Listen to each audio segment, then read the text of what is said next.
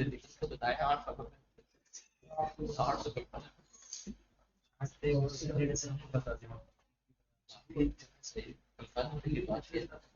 तो जब 3 लाख का दुखता है ना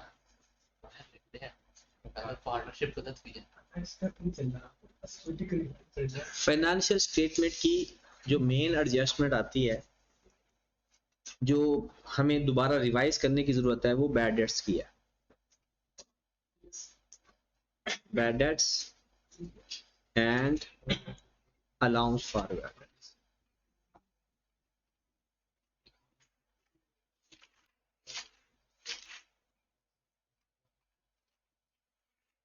अच्छा, एक तो इसकी ना लेजर अप्रोच है कि आप लेजर बना लो, उस लेजर के अंदर सब कुछ लिख दो, आपके पास आंसर आ जाए। दूसरा एक इक्वेशन अप्रोच थी जो हमने पीआरसी में पढ़ी थी, एक इक्वेशन बना लेते थे, उसका इफेक्ट एसपीएल में भी चला जाता था और एसओएफपी में भी चला जाता था। अगर तो आप उसी अप्रोच पे रहते हो, चीज एक ही है, लेजर भी वही है और दूसरी अप्रोच भी वही है, मतलब इक्वेशन अप्रोच भी सेम है। अगर हम इक्वेशन अप्रोच पे जाते हैं ना, तो सबसे पहले हमने ये देखना है कि स्टेटमेंट ऑफ फाइनेंशियल पोजीशन के अंदर अकाउंट रिसीवेबल का कौन सा बैलेंस लिखना है। स्टेटमेंट ऑफ फाइनेंशियल पोजीशन के अंदर अकाउंट रिसीवेबल का बैलेंस कौन सा लिखना है। जो अकाउंट रिसीवेबल का बैलेंस गिवन होगा ट्रायल बैलेंस के अंदर, उसमें करना है प्लस माइनस एडजस्टमेंट। अब ये प्लस माइनस एडजस्टमेंट का मतलब क्या है, एडिशनल इंफॉर्मेशन में अगर कोई ऐसी इंफॉर्मेशन गिवन है जिसकी वजह से आपके डेटर कम या ज्यादा हो सकते हैं। एडजस्टमेंट का क्या मतलब है, एडजस्टमेंट के अंदर अगर कोई ऐसी इंफॉर्मेशन बताई हुई है, मतलब वो कहता है जी सेल रिटर्न रिकॉर्ड नहीं किया, इसका मतलब हमारे डेटर भी गलत हो गए। वो कहता है सेल को रिकॉर्ड नहीं किया, कम लिख दिया, ज्यादा लिख दिया, कोई बैड डेट्स अभी तक रिकॉर्ड नहीं किए।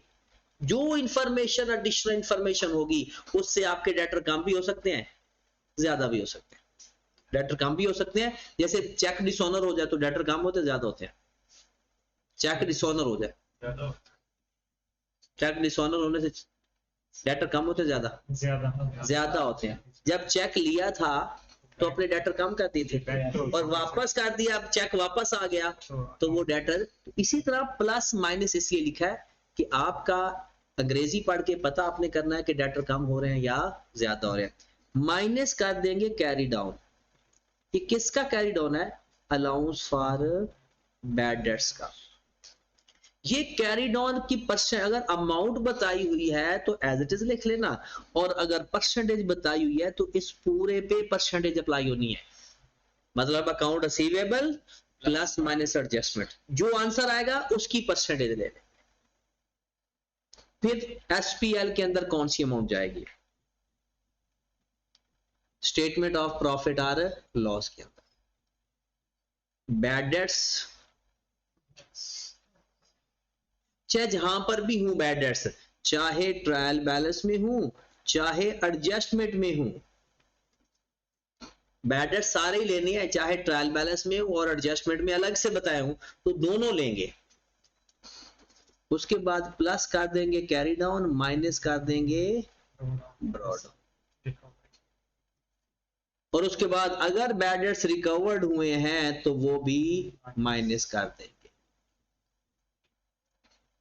ये दो इक्वेशन है जो हमारी काम कर देंगी। इसका जो आंसर है वो स्टेटमेंट ऑफ फाइनेंशियल पोजीशन में चला जाएगा, और एसपीएल में जो आंसर आएगा, पॉजिटिव आया तो एक्सपेंस में ऐड हो जाएगा, नेगेटिव आया तो एक्सपेंस में से माइनस हो जाएगा, क्योंकि ये एक्सपेंस की इक्वेशन है ना। तो एक्सपेंस अगर पॉजिटिव आएगा तो इसका मतलब एक्सपेंस बढ़ रहा है, और अगर एक्सपेंस नेगेटिव आ रहा है तो इसका मतलब एक्सपेंस नेगेटिव, क्योंकि रिकवरी अगर ज्यादा हो जाए तो फिर एक्सपेंस कम हो जाएगा। तो ये हमारा बैड डेट्स का चक्कर होगा। ठीक होगी बात। फिर स्पेसिफिक अलाउंस का भी हो सकता है, बस सिंपल अलाउंस ले, स्पेसिफिक का मसला आ गया तो जैसे अगर पेपर में आपको सवाल आ जाता है कि भाई मेरे पास डेटर्स हैं 50,000 के, और इसके अंदर एक डेटर ऐसा है जो 10,000 का है और वो चांसेस हैं कि 80% पैसा ना दे, तो इसको हम बोलते हैं स्पेसिफिक अलाउंस। क्या बोलते हैं इसको, स्पेसिफिक अलाउंस। अगर वो कहता है कि भाई 10,000 वाला डेटर पर मुझे 80% डाउट है और बाकियों के ऊपर मुझे 5% डाउट है, तो बाकियों का हम ले लेंगे 5%। इन दोनों को प्लस करेंगे तो हमारे पास आएगा अलाउंस, दोनों को प्लस करेंगे तो हमारे पास आएगा अलाउंस। बात समझ लग गई? एक और बात बताऊं या काफी है? चले, अगर ट्रायल बैलेंस के अंदर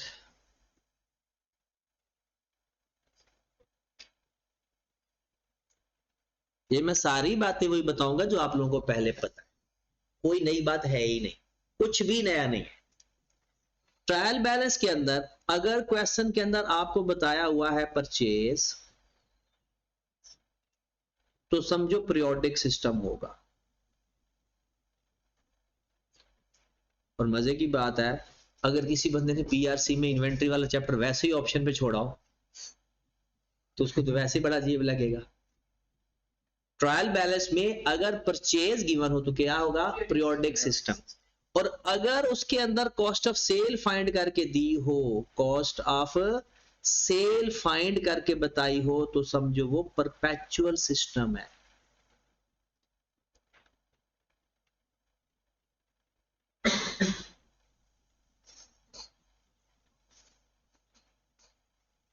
अच्छा, परपेचुअल और पीरियोडिक का चक्कर क्या है बोला? पीरियोडिक और परपेचुअल का चक्कर है कि जब हम पीरियोडिक सिस्टम में है तो एंट्री कोई और होती है जी, परपेचुअल में कोई और होती है। अब पीरियोडिक सिस्टम में अगर हम बताएं नॉर्मल लॉस की entry,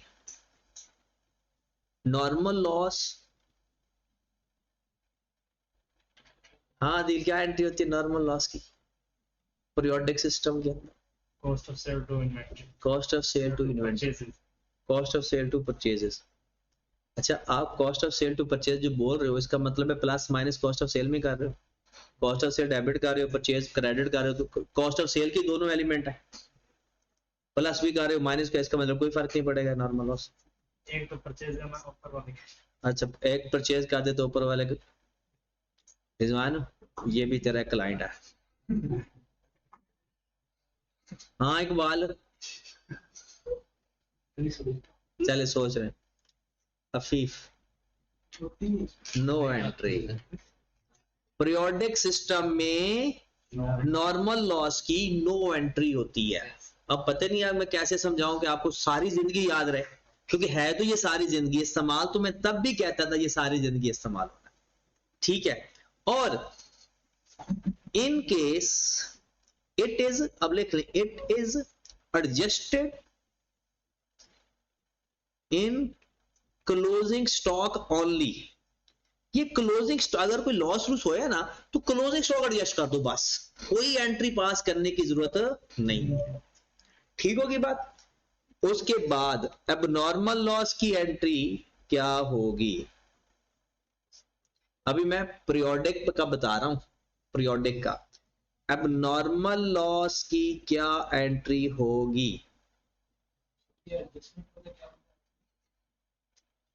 it is adjusted in closing stock only. मतलब क्लोजिंग, सपोज दैट वो कहता है कि आपका नॉर्मली इतना स्टॉक जाया हो गया, तो स्टॉक तो उतना काम करना ही पड़ेगा, तो एंट्री कोई पास नहीं करेगी, सिर्फ क्लोजिंग स्टॉक काम कर देंगे बस इतनी अमाउंट से जितने से लॉस हो गया। Abnormal loss in expense to inventory, क्या एबनॉर्मल लॉस टू परचेजेस, क्या एंट्री पास होती है? Abnormal loss to purchases.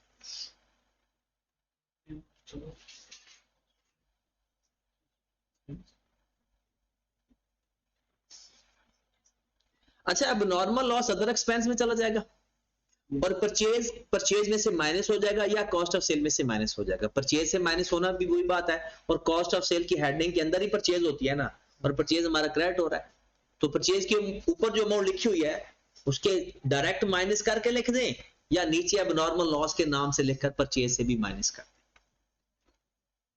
उसके बाद एनआरवी लॉस की एंट्री बता दें। हाँ जमान, एनआरवी लॉस की एंट्री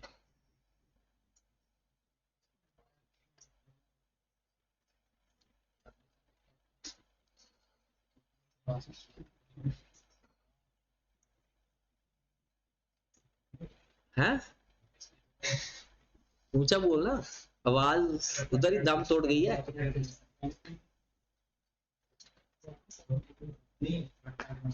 इसकी एंट्री नहीं होती। अब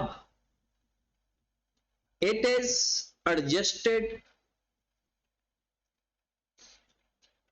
इन क्लोजिंग स्टॉक।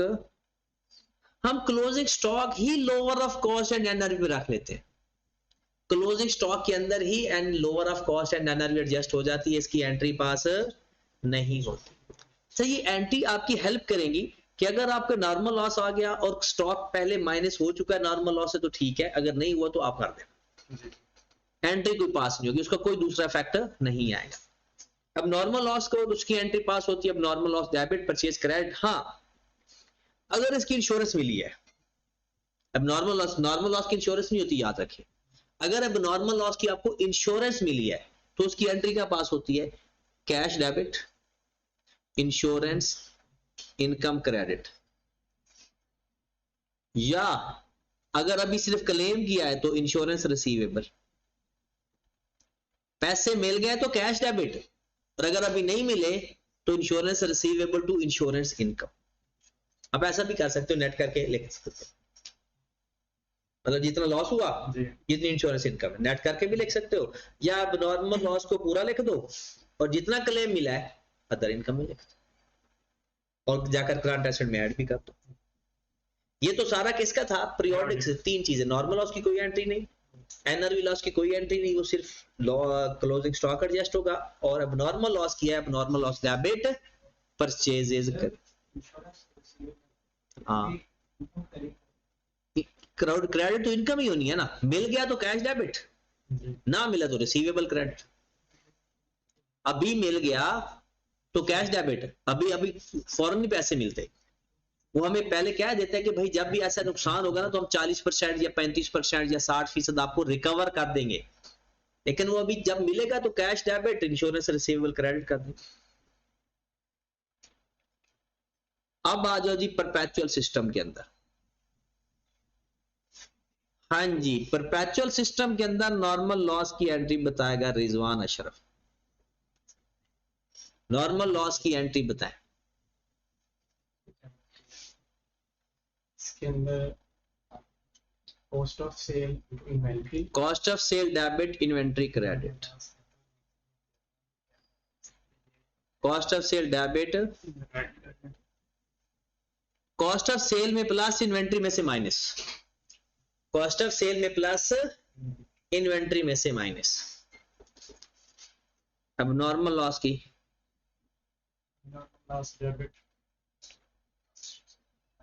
हाँ जी, अब normal loss debit, inventory credit, अब normal loss debit, inventory credit. अब नॉर्मल लॉस किधर जाएगा,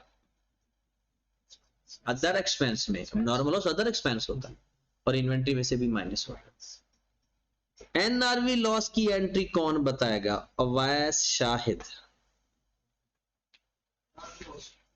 एनआरवी लॉस की,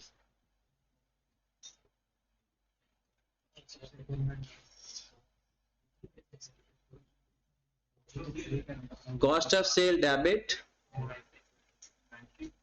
inventory credit, cost of sale debit, मतलब जितनी वैल्यू से हम अपना स्टॉक कम करेंगे ना, कॉस्ट ऑफ सेल डेबिट कर देंगे और इन्वेंट्री क्रेडिट कर देंगे। डन। ये तो एनआरवी की एडजस्टमेंट आया करेंगी तो ये हम इसको इस तरह से डील करेंगे। बाकी सवाल पढ़ेंगे उधर ही पता चलना है क्या करना है। और जरा क्वेश्चन नंबर 12 निकाल लें अगर आपके पास बुक है तो। नई बुक तो फिर यहां से देखें। चैप्टर ये सेकंड थर्ड लास्ट होगा शायद, एंड से देखना IS1 जहां लिखा होगा। चैप्टर नंबर है ये 11, एग्जाम्पल नंबर 12, पेज नंबर जो मेरे पास बुक है उसके हिसाब से है 461। हाँ जी, करें स्टार्ट। नींद तो नहीं आ रही पक्का?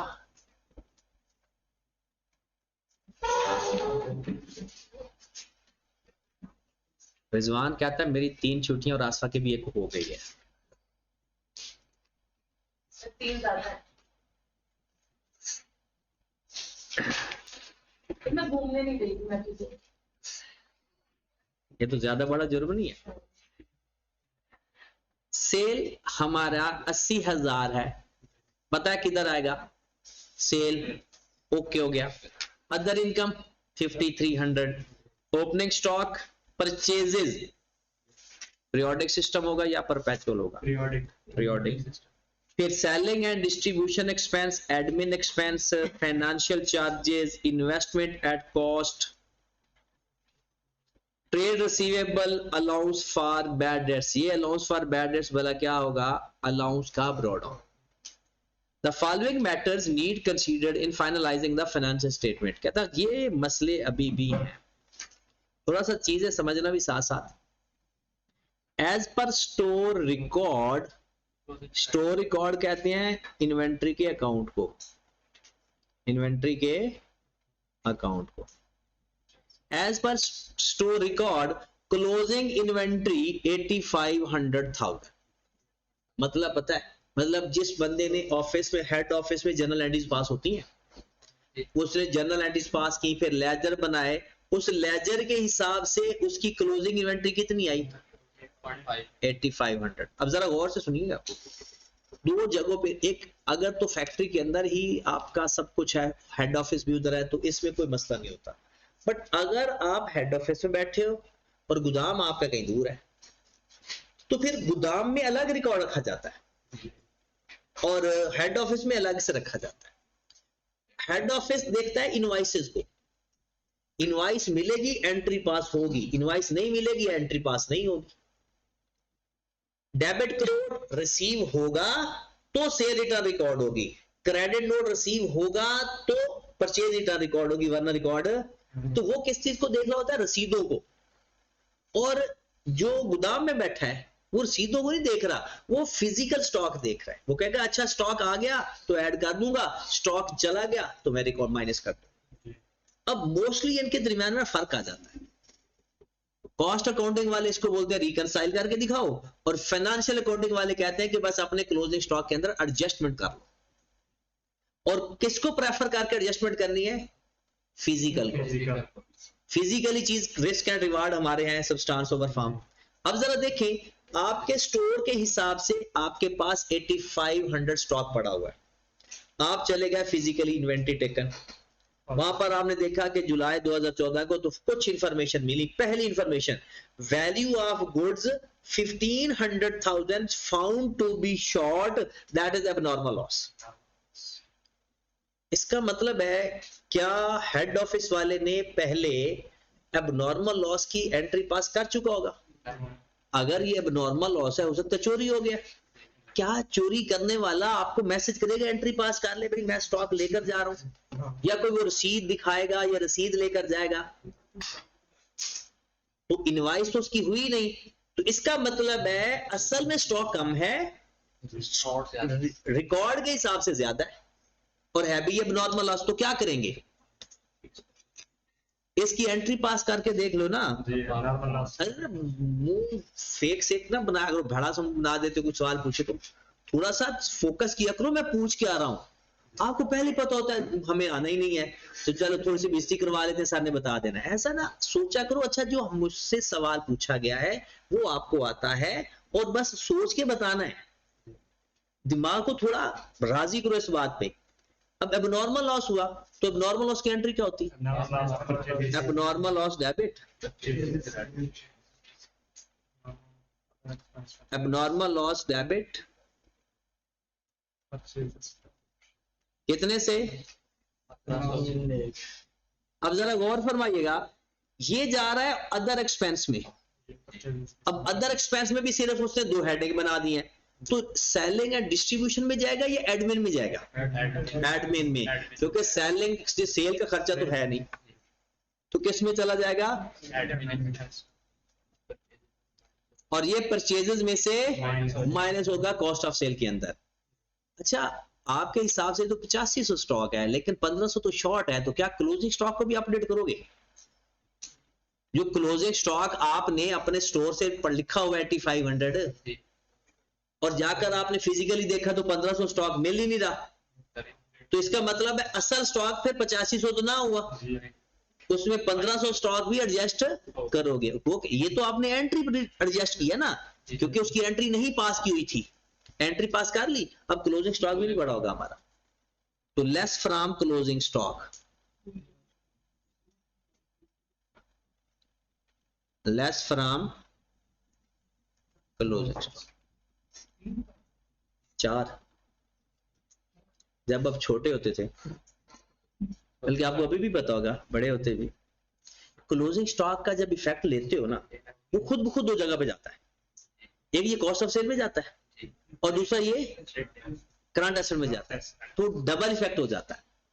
तो क्लोजिंग स्टॉक जब बाहर हो ना एडजस्टमेंट के अंदर, तो उसके ऊपर डबल इफेक्ट नहीं आता क्लोजिंग स्टॉक के ऊपर, उसके ऊपर इफेक्ट आता है, वो खुद डबल हो जाता है, तो इसलिए वो आपस में टैली हो जाता है। अच्छा, मैं चाहता हूं कि ऐसे ना, अगर आपको नींद ना आए पूरे लेक्चर, फिर मैं चीजें खुल के बताऊं, वरना मैं सीधी सीधी बताता जाऊंगा ताकि आप एक्टिव रहो। बस देखिए, जब आपने स्टॉक खरीदा था, जरा सोचो, स्टॉक जब खरीदा था तो आपने उसको परचेज में लिखा था। परचेज लिखने का मतलब है कि डायरेक्ट एक्सपेंस था, परचेज लिखने का मतलब क्या है, डायरेक्ट एक्सपेंस है। अब वो हो गया जाया, चोरी हो गया, तो क्या अब भी डायरेक्ट एक्सपेंस है, कॉस्ट ऑफ सेल में होना चाहिए उसे। डायरेक्ट एक्सपेंस तो वो होता है ना, वो कॉस्ट ऑफ सेल वो होता है जो स्टॉक बिक जाए, वो कॉस्ट ऑफ सेल एक्सपेंस वो होता है जो स्टॉक बिक जाए। वो जो चोर ले गया है वो कैसे बिकेगा, क्या वो भी कॉस्ट ऑफ सेल में होना चाहिए? तो आपको परचेज में से उसे निकाल नहीं लेना चाहिए, परचेज से निकाल लें और उसे कहां जाकर लिखें, अदर एक्सपेंस में, क्योंकि वो हमारा बिकेगा नहीं, क्योंकि कॉस्ट ऑफ सेल वो स्टॉक होता है जो बिकता है, उसकी कॉस्ट। ये बात समझ लगी। अब दूसरी बात, क्या ये हमारे पास टोटल परचेज में से ना जो स्टॉक अनसोल्ड होता है वो होता है क्लोजिंग स्टॉक। क्लोजिंग स्टॉक क्या होता है, ये कहां पड़ा होता है, ये परचेज के अंदर है। ये क्लोजिंग स्टॉक कहां पर है, परचेज के अंदर है। परचेज में से जो बिक गया वो कॉस्ट ऑफ सेल के नाम से आ गया, जो रह गया वो आ गया अनसोल्ड स्टॉक के नाम से। अब सुने, ये 1500 परचेज के अंदर भी था तो बिका तो है नहीं, फिर ये किसके अंदर आ गया, क्लोजिंग स्टॉक के अंदर भी आ गया।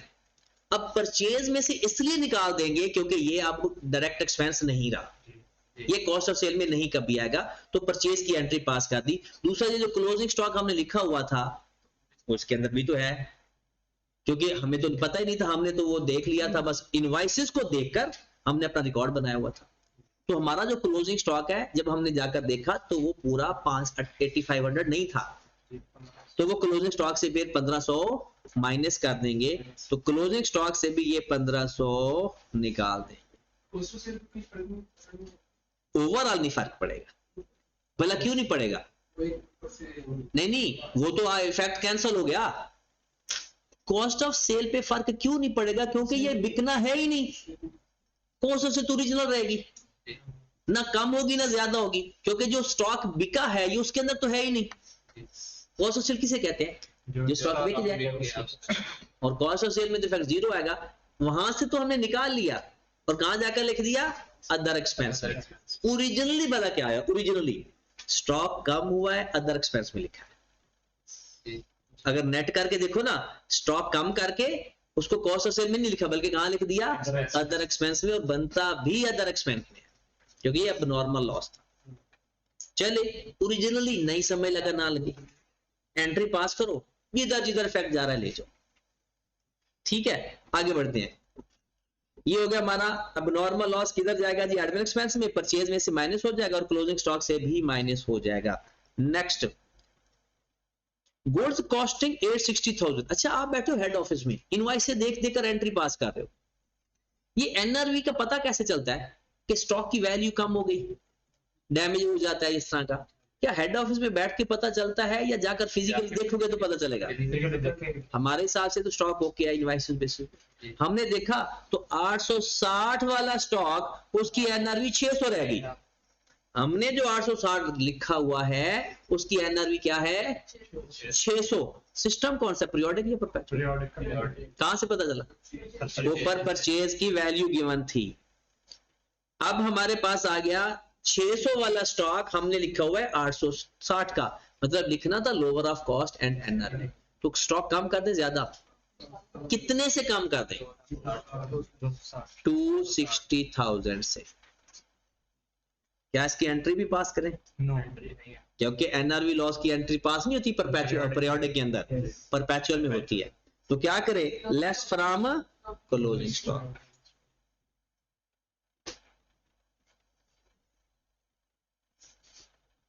कितने से? 260 से। बस ये खुद ही इफेक्ट डबल हो जाएंगे जब वो करंट। ये पहली एडजस्टमेंट आपकी कंप्लीट हो गई। अगर आपको नहीं समझ लगी तो ना सही, आगे चले। चले जी अगली एडजस्टमेंट देखते हैं। ये आपने बताना है सर। अब थोड़ा एक्टिव हो जाओ दाऊद। नहीं तो नहीं आ रही?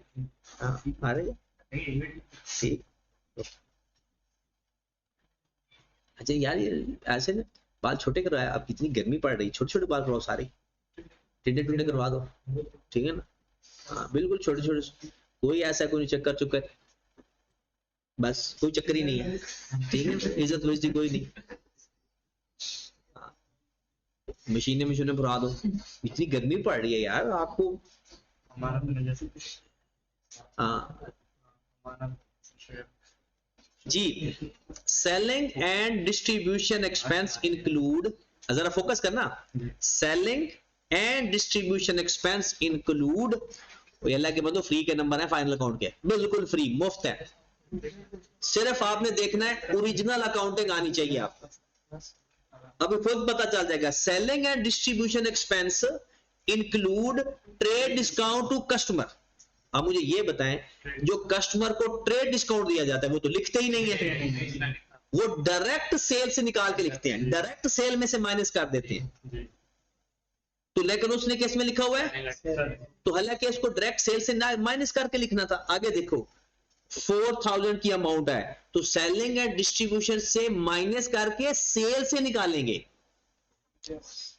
इसने केस में शामिल किया हुआ है सेलिंग एंड एडमिन एक्सपेंस के अंदर, वो चाहे कैश डिस्काउंट हो चाहे ट्रेड डिस्काउंट है, सेल में से माइनस होता है। ट्रेड डिस्काउंट डायरेक्ट माइनस करके लिखते हैं और कैश डिस्काउंट एंट्री पास करके माइनस करते हैं, ट्रेड डिस्काउंट की एंट्री नहीं होती। तो इसको करना कहां से माइनस चाहिए था? डायरेक्ट सेल में से, और उसने किस में लिखा हुआ है? Selling and admin. तो ओरिजिनली क्या कि सेलिंग एंड एडमिन से निकाल देंगे और सेल से भी माइनस कर देंगे। एंट्री फॉर्म तो देखें, एंट्री तब पास किया करो जब जरूरत पड़े, एंट्री पेपर की रिक्वायरमेंट नहीं होगी। एंट्री आप लोगों के लिए है जब दिमाग में एंट्री पास करके डायरेक्ट इफेक्ट ले लें। तो क्या करेंगे, अगर मैं एंट्री बनाऊं सेल डेबिट कर देंगे क्योंकि सेल में से माइनस हो जाएगा, और सेलिंग एंड एडमिन से भी माइनस कर देंगे। ये पेपर में आपने डायरेक्ट करना है, ये तो आपको सिखाने के लिए एंट्रीज पास करता हूं, छेड़ने के लिए, दोनों से माइनस हो जाए। एक और चीज बताऊं, हमारे पास दो फैमिलीज है मेन, एक बट तो एक जट, ये हैं दो फैमिली। एसेट और एक्सपेंस, कैपिटल लायबिलिटी और इनकम। अगर आपकी एडजस्टमेंट का एक ही फैमिली के अंदर इफेक्ट आ रहा हो, एसेट का एसेट के साथ या एसेट एक्सपेंस, मतलब एक एसेट को चेंज हो रहा हो दूसरा एक्सपेंस चेंज हो रहा हो, तो याद रखें एक बढ़ रहा होगा दूसरा कम हो रहा होगा। एक चीज बढ़ रही होगी दूसरी हमेशा कम हो रही होगी, हमेशा सेम इफेक्ट नहीं आएगा, एक प्लस होगा एक माइनस होगा। इधर भी अगर एक ही फैमिली के अंदर इफेक्ट आ रहा होगा ना, कैपिटल लायबिलिटी इनकम, तो एक प्लस होगा एक माइनस। जब कभी दोनों पे इफेक्ट आ रहा होगा, या दोनों प्लस होंगे या दोनों माइनस होंगे, जैसे अभी बात हो रही थी एक्सपेंस की और सेल की, दोनों डिफरेंट फैमिली, दोनों माइनस हो रहे थे। एक्सपेंस से भी माइनस किया, सेल से भी माइनस किया, क्योंकि तभी ये टैली होता है। जी। टैली कैसे होगा? इधर प्लस इधर माइनस, इधर प्लस इधर माइनस, तब टैली होगा। या ऐसे टैली होगा, या दोनों प्लस होंगे या दोनों माइनस होंगे। तो ये पहले ही पता चल जाता है मेरी एडजस्टमेंट, सवाल चाहे गलत हो जाए जवाब ठीक बराबर आएगा। क्योंकि जब आप पहली अगर इस चीज को देखकर कर रहे हो तो बहुत रेयर चांसेस होते हैं गलती होने के भी। हाँ जी, कर दूं टेक इसको, दूसरे को, तीसरे नंबर पर है। June 14 ZTL received 810 million net of 10% tax cash dividend on its investment. ओ भाई डिविडेंड लो तो इनकम बनेगी, दो तो रिटेन अर्निंग में आता है। डिविडेंड हमें मिले तो अदर इनकम है, डिविडेंड हमें मिले तो अदर इनकम है, और अगर हम दें तो रिटेन। और दूसरी बात, जो इनकम हमारी बनती है ना, जो इनकम हमारी बनती है वो नेट ऑफ टैक्स मिले जैसे मिल जाए, हमने लिखनी पूरी होती है। इनकम जो हमारी बनती है वो हमने पूरी लिखनी होती है।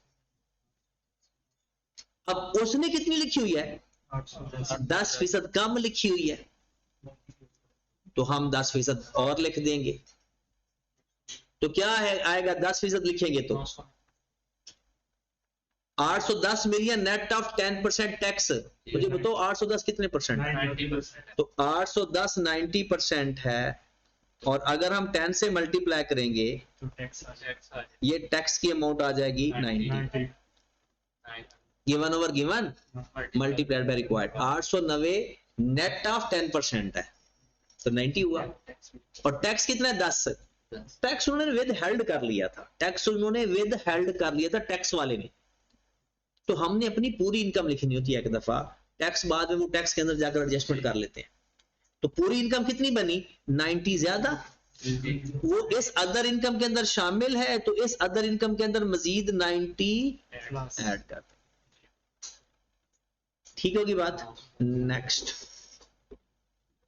90 पे से 10 करने के बाद बाकी वो S2FP के अंदर जाएगा, और वो हमारे वो तो टैक्स के अंदर इफेक्ट जाएगा। टैक्स जो होता है ना वो उसके अंदर ऑलरेडी इफेक्ट जा चुका होता है, उसने नेट करके लिखा हुआ है ना, लिखना पूरा था। बाकी जो टैक्स की एडजस्टमेंट है वो टैक्स में चली जाएगी। टैक्स नेट था ना, असल एंट्री क्या पास करनी थी जरा देख लो।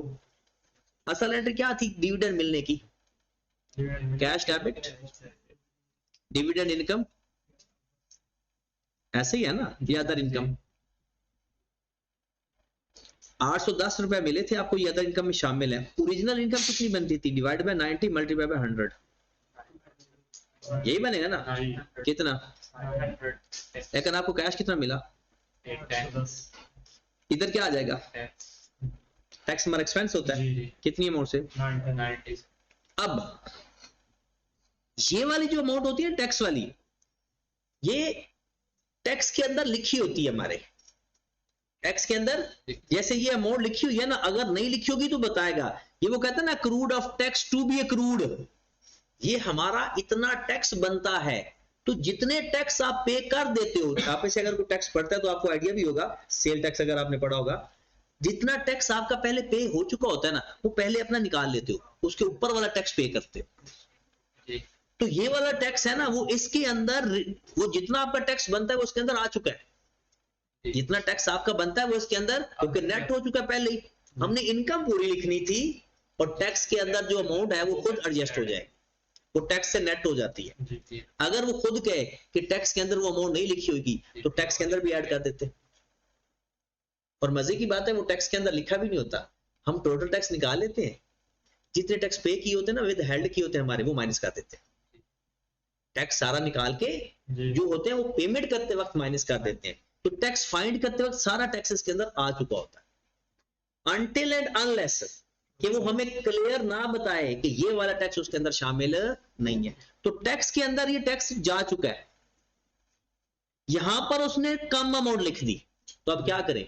ज्यादा 90 से प्लस अदर इनकम में ऐड प्लस कर देंगे। नेक्स्ट 5% अलाउंस है जी, 5% अलाउंस है। क्या करेंगे? जो आपके डेटर है उनका 5% अलाउंस लगाओ, जो ले लेते हैं 10,000 मल्टीप्लाइड बाय 5% है 10% है? 5%। कितना आ गया?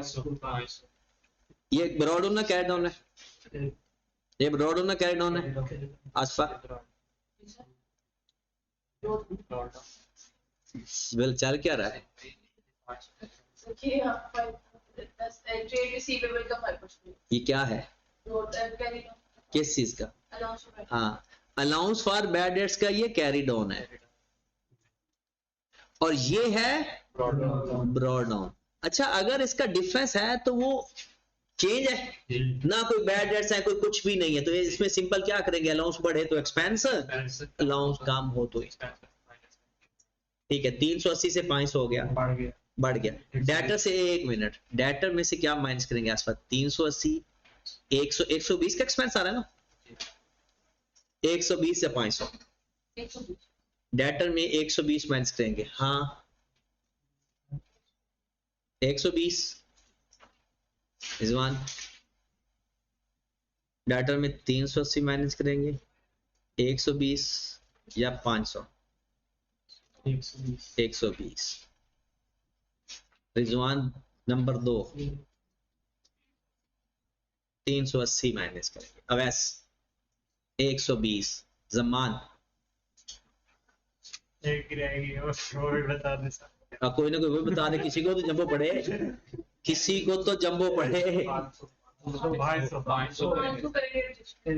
कैरी डाउन डेटर में से हमेशा कैरी डाउन माइनस होता है। मुझे तो ना अपने पढ़ाए ऊपर भी ना मैं शक हो रहा है, अभी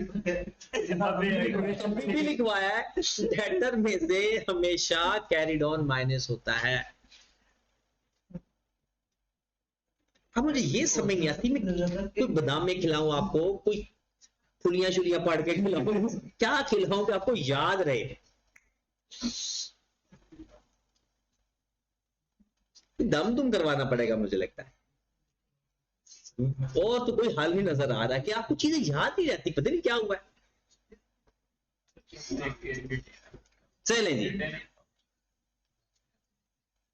एक्रूअल टैक्स, एक्रूड एक्सपेंस की एंट्री क्या होती है? टैक्स एक्सपेंस में भी लिख देंगे और करंट लायबिलिटी में भी लिख देंगे। कोई भी एक्रूड होगा तो टैक्स में ऐड करंट लायबिलिटी, तो ये टैक्स में ऐड नहीं होता, टैक्स लिखा जाता है क्योंकि ऊपर टैक्स की हेडिंग नहीं होती। बातें सारी समझ लग गई? अब सवाल करना है, ये खुद कर लो। चलो एक करवा देता हूं ताकि ना फॉर्मेट का थोड़ा सा आइडिया हो जाए। सबसे पहले लिखो कि नाम, नाम क्या है जी? GTL, GTL. स्टेटमेंट, अच्छा अपनी मर्जी नहीं करनी, जो यहां पर नाम लिखा होगा वही लिखना। जो क्वेश्चन के अंदर एसपीएल हो तो एसपीएल लिखना, कंप्रीहेंसिव इनकम हो तो कंप्रीहेंसिव इनकम लिखना। तो statement of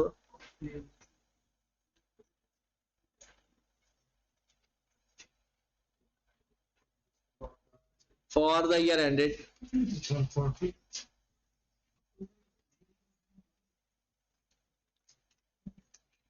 ji June 2014।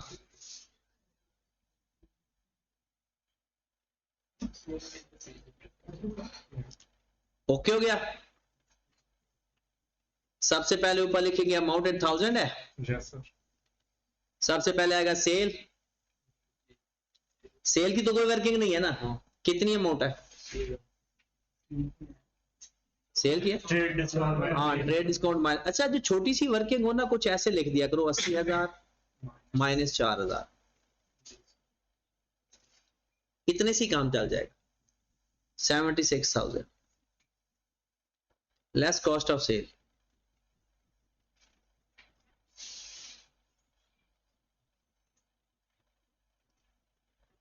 Working करके आनी है तो वर्किंग करके आ जाओ, अगर डायरेक्ट लिखना है वो इधर ही सब कुछ करना है, इधर सब कुछ कर लो। तो मैं आपको सजेस्ट करूंगा यहां पर लिखो वर्किंग नंबर 1 और अगले पेज के ऊपर आप लिखेंगे working number 1 cost of cell.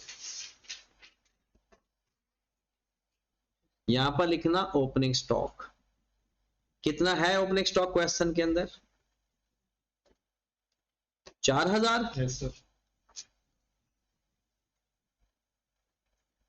इसमें मैं क्या कर दूंगा प्लस, परचेजेस कितनी है? 33 माइनस 1500 काट दूं? जी ये कौन सा 1500 है? वो अब नॉर्मल लॉस वाला। और भी कोई एडजस्टमेंट है, चाहे डायरेक्ट नेट करके लिख दो या नीचे लिखकर माइनस कर दो, यानी नीचे लिखकर भी माइनस कर सकते हो, जरूरी कि डायरेक्ट इस तरह से 1500 माइनस करो। तो कितना आता है? 33,400 में से 1500 माइनस कर दिया, 31 माइनस करूंगा क्लोजिंग स्टॉक। क्लोजिंग स्टॉक कितना है जी? 8500। इसमें से 1500 भी माइनस करूंगा और 260 भी माइनस करूंगा। 1500 वो जो शॉर्ट हो गया और 260 एनआरवी वाला। ठीक है, तो बताओ जरा कितना आंसर आता है? 8500 में से 1500 माइनस के 7000 और 7000 में से 260 माइनस कर दिया तो 6740। ये आपकी आगे कॉस्ट ऑफ सेल। 4000 में से 31,900 प्लस करो और 6,740 माइनस करो, कितना? 29,160 हमारा आ गया ग्रॉस प्रॉफिट। 46840। इसके बाद जनाब लेस कर दिया अदर एक्सपेंस।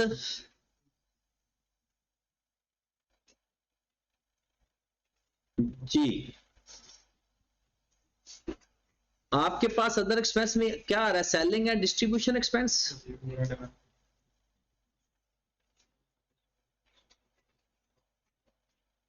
कितना गिवन है? 15,000 में एक एडजस्टमेंट भी तो थी, 4,000 वाली, वो जो ट्रेड डिस्काउंट इसमें ऐड किया हुआ है वो निकाल देंगे। कितना बच गया? फिर डिस्ट्रीब्यूशन एक्सपेंस या एडमिन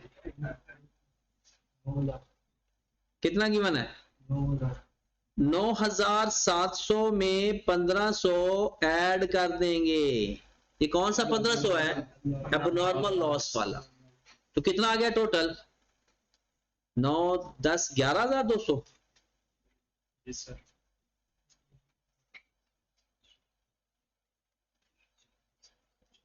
फाइनेंस कॉस्ट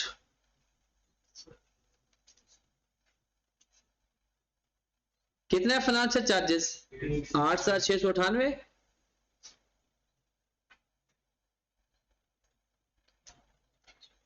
बस या और कोई एक्सपेंस है? Bad debts. अच्छा बैड डेट्स किस में लिख दें अगर लिखना चाहें तो? सेलिंग डिस्ट्रीब्यूशन में लिखेंगे या एडमिन में? अच्छा इसमें ना तजाद है, मैंने अक्सर जगहों पे देखा है कि एडमिन में भी लिखा हुआ है और अक्सर जगहों में देखा है कि सेलिंग एंड एडमिन में, सॉरी सेलिंग एंड एडमिन में भी लिखा हुआ है। अब प्रॉब्लम ये है कि देखिए है तो ये एडमिन एक्सपेंस, भला क्यों? सेलिंग एंड डिस्ट्रीब्यूशन तो वो खर्चा होता है जो सेल करते वक्त। सेलिंग एंड डिस्ट्रीब्यूशन कौन सा खर्चा होता है? जो सेल करते वक्त है। ये सेल करते वक्त तो है ही नहीं, तो हम लिख देते हैं। लेकिन अगर आपको किसी जगह पर ये सेलिंग एंड डिस्ट्रीब्यूशन में भी मिले तो मिल सकता है। तो कितना आएगा? 380 से 120, तो ये 11,200 में 120 और ऐड कर दो, कितना आ गया? 11,300। उसके बाद और कोई एक्सपेंस या कोई डेप्रिसिएशन कोई चक्कर चुक्कर है तो बताएं। ये अदर इनकम है, अलाउंस हमने लिख लिया, डेप्रिसिएशन के बारे में कुछ बताया नहीं हुआ, खत्म होगी बात। कितना जी?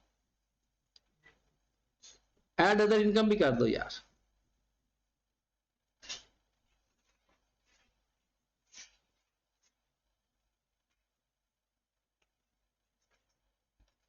फाइव थ्री 5300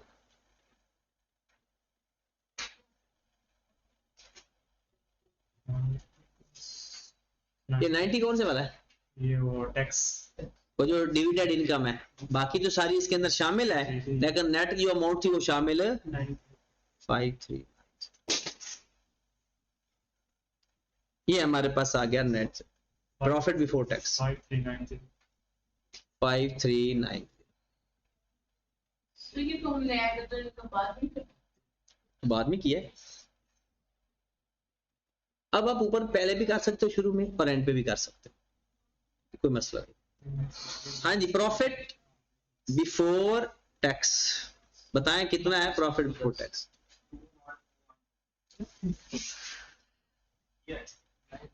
इनको माइनस करना है और नीचे वाले को प्लस करना है। अच्छा, इसका मैं फॉर्मेट मैं तो बता रहा हूं, मैं सिर्फ सवाल थोड़ी हल करा रहा था। क्या करना है, पहले इस एक्सपेंस को प्लस करें, पहले एक्सपेंस का टोटल करें।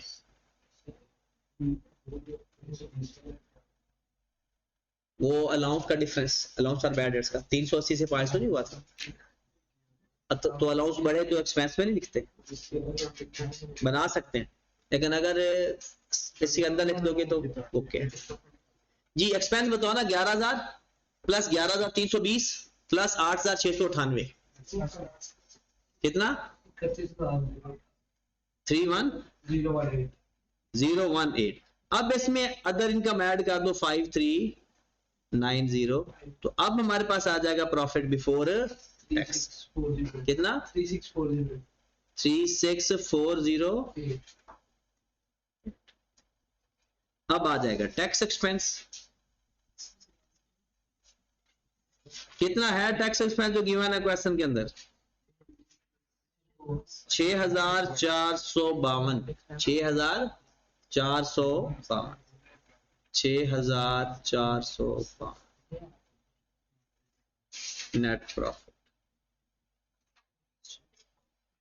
और वो अदर इनकम टोटल मतलब एक्सपेंस और अदर इनकम टोटल करके है 3640 वो नेट प्रॉफिट आता है ना, पहले प्रॉफिट बिफोर टैक्स आता है 21212।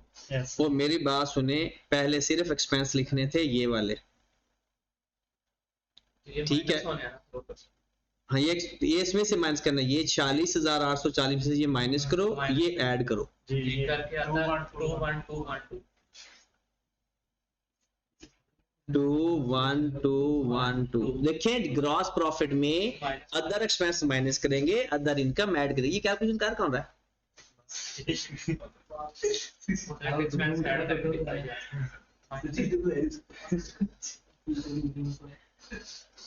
हाँ जी, नेट प्रॉफिट बताया कितना आ गया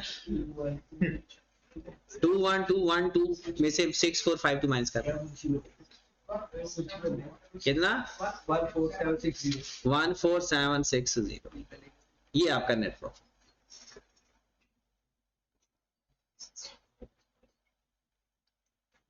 ओके, तो ये क्वेश्चन तो एक दफा आपने दोबारा करना है।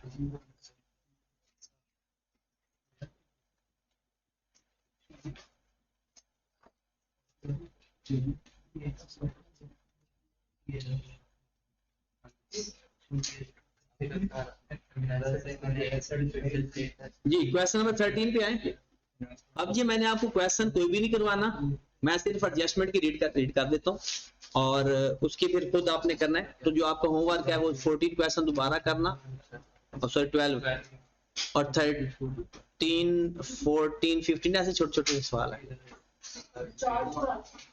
छोटे किसी की इनकम स्टेटमेंट बनानी है, किसी की एसओपी बनानी, टोटल किसी एक का ही होगा मुझे लगता है। और ये देखिए छोटे छोटे सवाल है, ये अभी खत्म भी हो गए। सीवेप किधर जाता है? सीवेप non current asset, plant and machinery at cost, trade receivable, stock and trade, cost of sale. Stock and trade cost of sale ये क्लोजिंग स्टॉक है। जब cost of sale trial balance के अंदर आ जाए तो जो स्टॉक होता है वो क्लोजिंग स्टॉक होता है, वो ओपनिंग स्टॉक नहीं होता। और ये परपेचुअल सिस्टम होता है। अगर क्लोजिंग क्वेश्चन के अंदर ट्रायल बैलेंस में कॉस्ट ऑफ सेल गिवन हो, कॉस्ट ऑफ सेल कहां गिवन हो? ट्रायल बैलेंस के अंदर, ठीक है। तो इसको क्या करते, ये फिर क्या हो जाएगा, जो क्लोज स्टॉक गिवन होगा वो हमेशा क्लोजिंग स्टॉक होगा, एक निशानी। और दूसरा ये परपेचुअल सिस्टम होगा, दूसरा ये परपेचुअल सिस्टम होगा। और आगे चलते हैं। एडमिन एक्सपेंस पता है किधर जाते हैं? ऑर्डनरी शेयर्स ये इक्विटी का हेड है, रिटेन अर्निंग इक्विटी आ गया, cumulated डेप्शन, trade payable, loan, allowance for bad debts और सेल्स। चलें जी पहली स्टेटमेंट पढ़ते हैं। नो डेप्रिसिएशन चार्ज, कहते डेप्शन अभी नहीं हमने नहीं ली तो डेप्शन ले लेंगे, और मेथड भी कौन सा है? इसका मतलब है जितने आपके पास एसेट पड़े हुए हैं उसकी 10% के हिसाब से डेप्शन ले लेंगे। क्या सीवेब की डेप्शन लेंगे? नो कैपिटल वर्क के प्रोग्रेस की डेप्शन लेंगे? नो क्यों? कंप्लीट ही नहीं हुआ। अभी अवेलेबल फॉर यूज नहीं है। नेक्स्ट, अच्छा ये बात तो मैंने आपको बताई थी ना कि आपको जब भी पेपर के अंदर कोई परेशानी आती है ना उसके पीछे आइए 16 का याद होता है। मतलब और कोई स्टैंडर्ड नहीं है जो आपको परेशान करे। अपन एक बार बता दें, आप आइए दोबारा बनाएं। मैं आपके आसपास बैठी हूँ। नहीं आप ना बैठे, आप करें तैयार, ठीक है हो जाएगा। आप ऐसा करें कि पिछले सेशन वाली ना एक मास्टर क्लास पढ़ी हो या संडे को बैठ के ना 2-2.5 घंटे की होगी, वो क्लास लेना, उसमें सारा रिवाइज हो जाए, ठीक है। और फिर क्या तो वैसे भी हर सवाल के अंदर फाइनल काउंट के तकरीबन हर दूसरे सवाल के अंदर एडजस्टमेंट आनी है कोई ना कोई, तो तब भी रिवाइज हो जाए। तो पहले मास्टर क्लास तो करी इस नहीं क्लास वैसे तो हो जाएगा। सेकंड पॉइंट पे है जी, अ मशीन, जरा फोकस करना, अ machine which was purchased on 1/1/15। ये 1/1/15 हमारा साल कौन सा है यहाँ पर देखना, दिसंबर 16 1/1/15 मतलब आज से भी एक साल पहले 25 मिलियन की आपने एक मशीन खरीदी, ट्रेड की आपने 1 जुलाई को आके, 1 जुलाई 2016 को आपने ट्रेड की एक नई मशीन के साथ। The disposal was not recorded and new machine was capitalized at 15 million being net amount paid to supplier। कहता है मैंने अब 25 मिलियन वाला स्टॉक अपना दे दिया था मशीन, सॉरी, और उससे एक नई मशीन खरीदी। मैंने डिस्पोजल की कोई एंट्री पास नहीं की, बल्कि मैंने एक नई मशीन डेबिट कर दी और कैश क्रेडिट कर दिया 15 मिलियन से, और ये वो अमाउंट है जो मैंने उसको कैश फॉर्म में दिए हैं। पता चला है? हमने एक मशीन खरीदी है नई, पुरानी मशीन भी दी, 15 मिलियन भी दिया और नई मशीन खरीदी, एक्सचेंज का केस है। और एंट्री क्या पास की? सिर्फ मशीन डेबिट कैश क्रेडिट जितने पैसे दिए थे बस। That is rectification of error. आगे, the trade allowance is ₹20 million. Trade in allowance किसे कहते हैं? एक्सचेंज के केस में ट्रेड इन अलाउंस किसे कहते हैं? तूने गलत तो बोल, मैंने गलत बोला, मेरे ज़हन में रिजवान और आसफा के साथ ही तुझे तेरे नाम लिखा जाएगा। जिस पे दोनों पार्टीज एग्री होती हैं एक्सचेंज करने, क्या वो ट्रेड इन अलाउंस होता हाँ है। वो क्या है?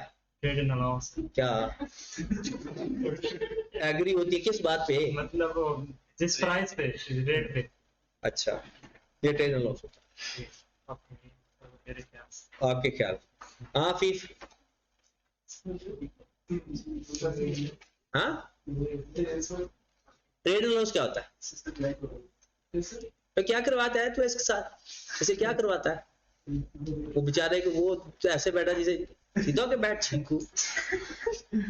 हाँ ट्रेड लॉस क्या होता है?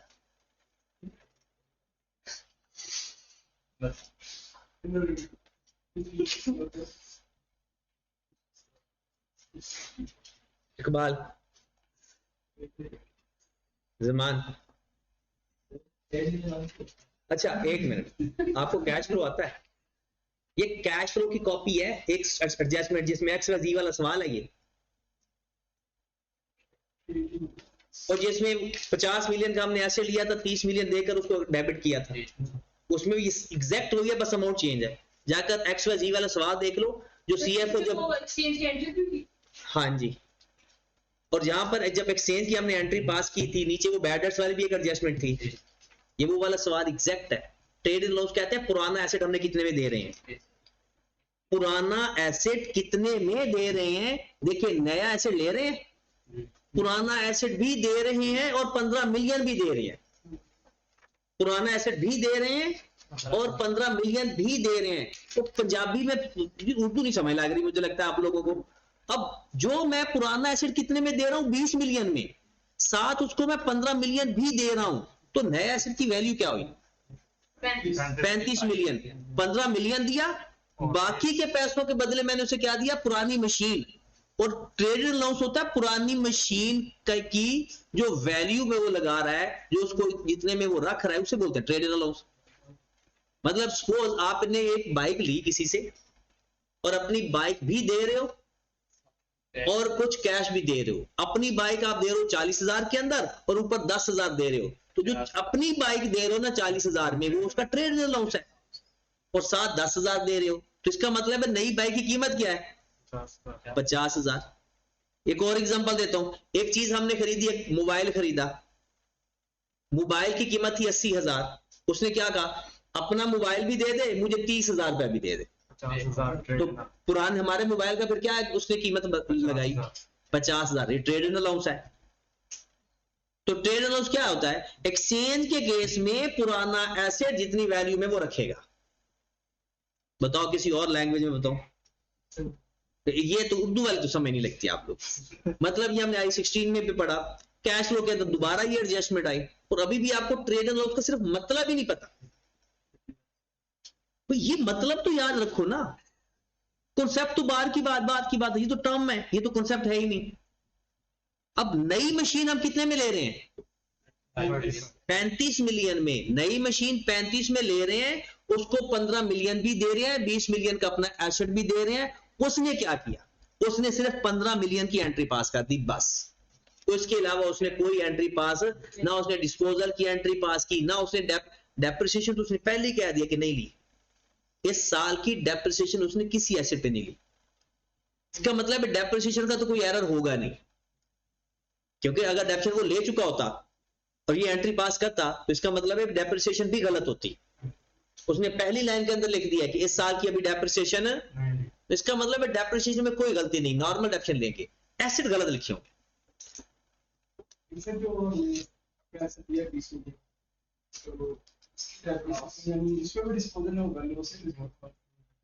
एक्सचेंज की एंट्री आती है, उसने एक एंट्री पास की है, उसको हम बोलते हैं wrong entry. Rectification of error का पूरा चैप्टर खा गए हो, I-16 पूरा खा गए हो, और अभी तक आप लोगों को ये चीजें एडजस्ट करनी नहीं आती। देखिए रॉन्ग एंट्री क्या उसने पास की पता है? उसने मशीन डेबिट किया, कैश क्रेडिट किया। अच्छा किताब सर ना सारे लेकर आया करो आप, क्योंकि चीजें ना आप लोगों को सिखानी है। आप ये उसने एंट्री पास की है, ये गलत है क्या? जब एक्सचेंज करते ये एंट्री पास होती है। अच्छा क्या होती है? हाँ, करेक्ट एंट्री क्या होती है? न्यू मशीन को डेबिट करना है किससे? 35 मिलियन से। अक्यूमुलेटेड डेप्रिसिएशन डेबिट करनी है, जो अमाउंट आएगी, ठीक है। और ओल्ड एसेट क्रेडिट करोगे उसकी ओरिजिनल कॉस्ट से। कैश को क्रेडिट करेंगे, कैश को क्रेडिट करेंगे कितने अमाउंट से? 15 से। अब यहां पर अगर अक्यूमुलेट डेप्रिसिएशन हम फाइंड कर लें, क्योंकि एक साल पहले खरीदा एसेट, एक साल। अच्छा इसकी ना एक और भी एंट्री पास होनी है, उसने डेप्रिसिएशन की भी एंट्री नहीं पास किया, तो 6 महीने की पुराने एसेट के ऊपर डेप्रिसिएशन आएगी और 6 महीने की नए एसेट के ऊपर आएगी। 6 महीने की पुराने एसेट के ऊपर डेप्रिसिएशन आएगी और 6 महीने की नए एसेट के ऊपर आएगी, क्योंकि उसने डेप्रिसिएशन पुरानी भी नहीं ली हुई। तो क्या करेंगे? पुरानी depreciation debit, accumulated depreciation credit. 6 महीने की डेप्रिसिएशन कितनी आ रही है उसकी? 25 मिलियन उसकी कॉस्ट है, स्ट्रेट लाइन मेथड है 10%, multiply by 10%, multiply by 6 by 12, 1.25, 1.25। अच्छा 1.5 साल की अक्यूमुलेशन बताओ, 1.5 साल की 3.75। लो जी, बाकी डिफरेंस जो आएगा जी गेन होगा या लॉस होगा। बताएं गेन या लॉस बताएं। लॉस आ रहा है 1.25। आप जरा फोकस करना। इसकी मजीद डेप्रिसिएशन 6 महीने की लेंगे 35 के ऊपर।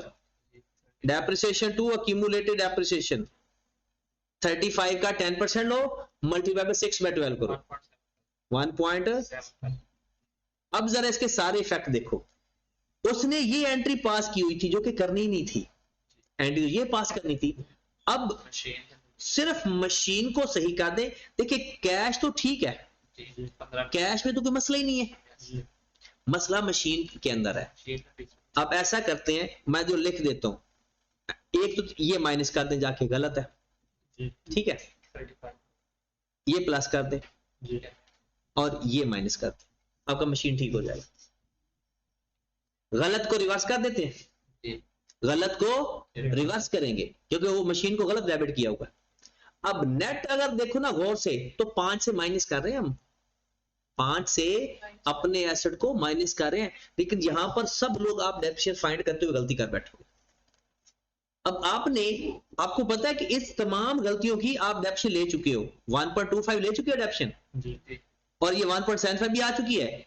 तो जब अब डेप्रिसिएशन लेने जाएंगे तो क्या इस गलतियों को एडजस्ट करके डेप्रिसिएशन लेंगे या इसके अलावा लेंगे? इसको एडजस्ट कर, नहीं, इस दिन की तो डेप्रिसिएशन ले ली हमने। लेकिन सर फिर वो पहले डेप्रिसिएशन, देखिए उसने पहले डेप्रिसिएशन ली नहीं हुई, पहली लाइन के अंदर उसने कहा है कि उसने करंट ईयर की डेप्रिसिएशन अभी चार्ज नहीं की, तो हम सही करके डेप्रिसिएशन ले लेते हैं, रिवर्स करने की जरूरत नहीं पड़ेगी, हम सही करके क्योंकि डेप्रिसिएशन चार्ज हुई होती तो उसको ठीक करते। अब तो सिंपल डेप्रिसिएशन लेनी है, addition disposal for the year की वर्किंग नहीं करते, जस्ट वर्किंग करनी है। डेप्रिसिएशन फॉर द ईयर की सिर्फ वर्किंग करनी है, brought on minus disposal, addition disposal, आपकी डेप्रिसिएशन फॉर द ईयर आ जाएगी। और एक छोटा सा लेजर बना लो आपके पास, मतलब ऐसा कर लो कि ऐसा एक पीपी का लेजर बना लो, यहां पर ब्रॉड ऑन लिख दो, और जो ब्रॉड ऑन जो लिखा हुआ होगा उसके बाद वो गलत है, ये गलत है, आपका जो आंसर है ना ये वाला पीपी, ये गलत है। डेप्रिसिएशन में कोई गलती नहीं है क्योंकि डेप्रिसिएशन तो उसने करंट ईयर की ली ही नहीं। इसके अंदर 15 मिलियन क्या करेंगे, माइनस 15 मिलियन, और प्लस कर देंगे 35 और माइनस कर देंगे, ये आपका बैलेंस ठीक हो जाएगा। ठीक है, अब डेप्रिसिएशन आपने लेनी है, ये थोड़ा सा आपने खुद एफर्ट करनी है और कोशिश करनी है कि आपने सही डेप्रिसिएशन ले। आगे चलते हैं, अगली ट्रांजैक्शन, ये भी आपने बताना है, फोकस करना। HL maintain allowance 6%, 6% allowance maintain हो रहा है। First Feb a customer owing 10 million declared bankrupt, 10 million का एक कस्टमर है वो बैंकरप्ट हो गया, 20% अमाउंट उससे रिसीव हो सकती है। क्या चक्कर है इसमें, दोबारा सुने, हमारे डेटर जितने भी हैं उसमें से 10 मिलियन का डेटर है वो बैंक करप्ट हो गया है, और उसमें से सिर्फ 20% मिलने के चांसेस हैं, हमारा अलाउंस है 6%। अब सुने, 10 मिलियन का 80% अलाउंस आएगा, और जो बाकी 10 मिलियन माइनस करके जो बचेंगे उसके ऊपर लेंगे 6%, इन दोनों को प्लस करेंगे तो हमारा आएगा कैरी डाउन। याद आ गया ये, चलो शुक्र है। Next, the long term loan 75 million was obtained on 126, कहता है एक लोन जो ऊपर पड़ा हुआ है वो हमने हासिल किया, to finance the capital, to finance the सीविप, ही HL correctly capitalized the finance cost, कहता है on such loan in accordance with IAS 23, कहता है उसका हमने जो फाइनेंस कॉस्ट है ना, याद रखे किसी भी नॉन करंट एसेट लेने के लिए अगर हमें चाहिए ना लोन, उसका जो इंटरेस्ट होता है ना वो उसकी कॉस्ट में ऐड हो जाता है, कैपिटलाइज हो जाता है, उसने भी कैपिटलाइज किया हुआ, तो ये ठीक है। ये 5वीं एडजस्टमेंट काट दो, ये IAS 38 की है और IAS 38 अब हमारे सिलेबस में नहीं रहा, बाकी आपका हो चुका है। चले जनाब, आपने अब कोशिश करनी है 12-13, और तो मैंने तकरीबन पढ़ दी है, और ये बाकी ये तो वैसे छोटे छोटे सवाल है फजूल से।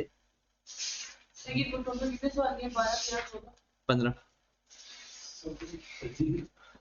यार, 4 एडजस्टमेंट है, सवाल शुरू होते खत्म हो जाने हैं। ये तो फिर छितालॉजी होनी चाहिए। कि अगर आपकी डेप्रिसिएशन पे एडजस्टमेंट टाइम एक ही सवाल अच्छा है, ये ABC वाला, ये कौन सा है? 15 है ABC वाला, बाकी सारे ही वो तो ऐसे ना टाइम जाया होगा आपका, इसलिए मैंने कहा वो कर लेना टाइम जाया, और अच्छा सवाल तो 15 है। कब होना